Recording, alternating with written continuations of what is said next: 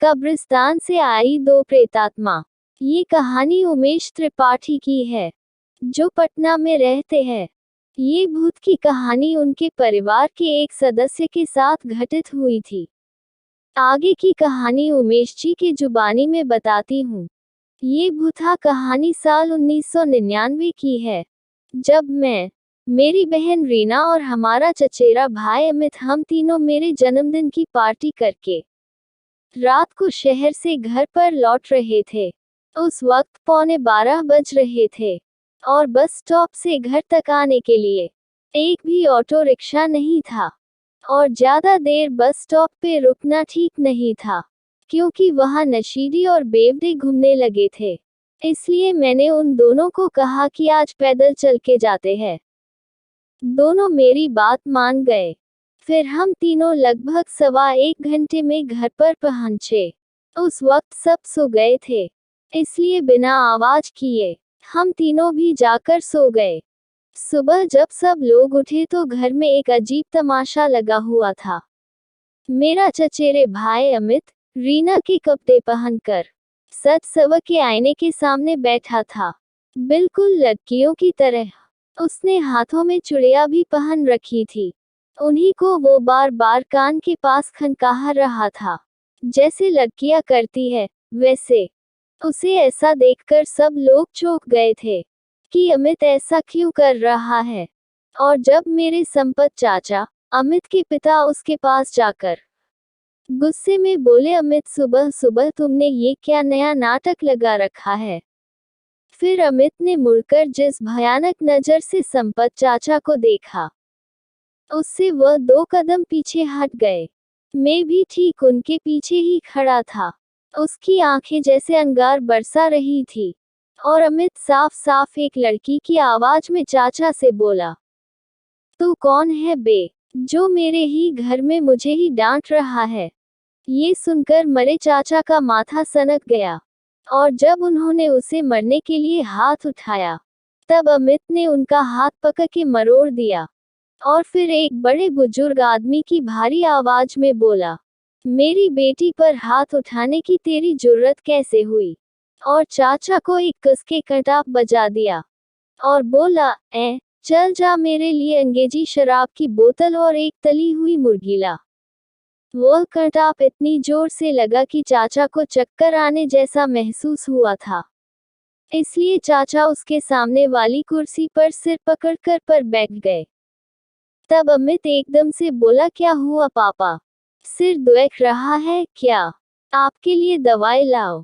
यह विचित्र नजारा देखकर सब लोग हैरान हो गए थे, क्योंकि अमित जितना अपने पापा की इज्जत करता है, उतनी और किसी की नहीं करता।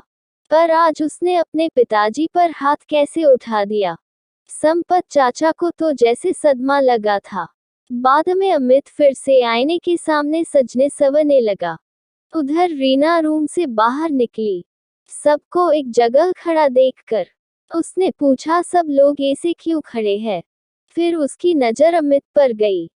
फिर उस पगली ने गुस्से में आकर उसके बाल नोच डाले और टपली मारकर बोली, अभी के अभी मेरा ड्रेस उतार और मेकअप के बॉक्स को तो छूना भी मत।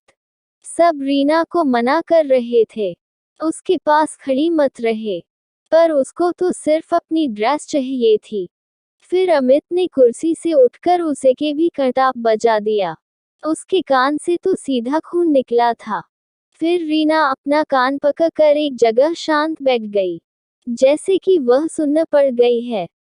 फिर अमित न जाने कैसे अचानक बेहोश होकर जमीन पर गिर गया। फिर मैंने ही उसे उठाकर बेड पर लेटा दिया था। उसके बाद तकरीबन आधे घंटे के बाद उसे होश आया। उठते ही पूछा, मुझे ये रीना के कपड़े किसने पहनाए हैं? मैंने कहा, तुमने खुद पहने हैं, और आज तो तूने संपत चाचा और रीना को मारा भी। वह बोला, मैंने ऐसा कुछ नहीं किया, मैं तो अभी अभी सोकर उठा हूँ। ये सुनकर तो सबको झटका लगा। उसके बाद दोपहर तक ऐसा ही चलता रहा। कभी रीना की ड्रेस पहनता, तो कभी अंग्रेजी शराब और तली हुई मुर्गी मांगता, कभी भारी आवाज में बात करता, तो कभी लड़की की आवाज में बात करता। फिर पड़ोस वाली निर्मल आंटी ने ये सब नजारा देखा तो वह बोली, इस पर किसी भूत प्रेत का साया लगता है और वही अमित से ये सब करवा रही है। फिर उन्होंने उनके पहचान के एक ओझा बाबा को बुलवाया। बाबा ने अमित की सारी हरकतें देखकर कहा, इस पर एक मरे हुए बाप और बेटी का भूत चढ़ा है।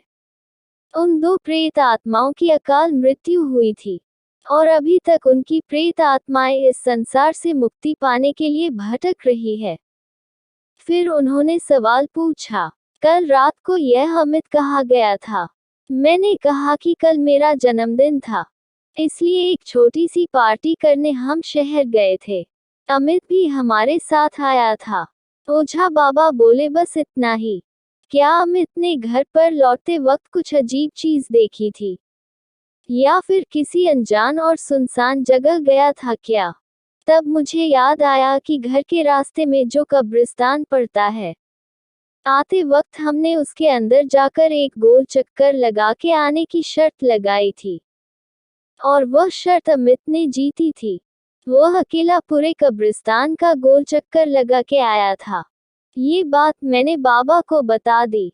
मेरी बात सुनकर ओझा बाबा बोले, फिर तो तुम लोगों ने ही दोनों प्रेत आत्मा को घर में बुलाया है। उस वक्त मरे पिताजी मुझ पर बहुत चिल्लाए थे। फिर ओझा बाबा ने उपाय बताया।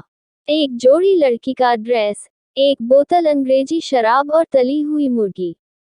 जैसे नजर उतारते हैं वैसे ही अमित पर से उतार कर कब्रिस्तान में रख कर आओ, फिर अमित ठीक होगा।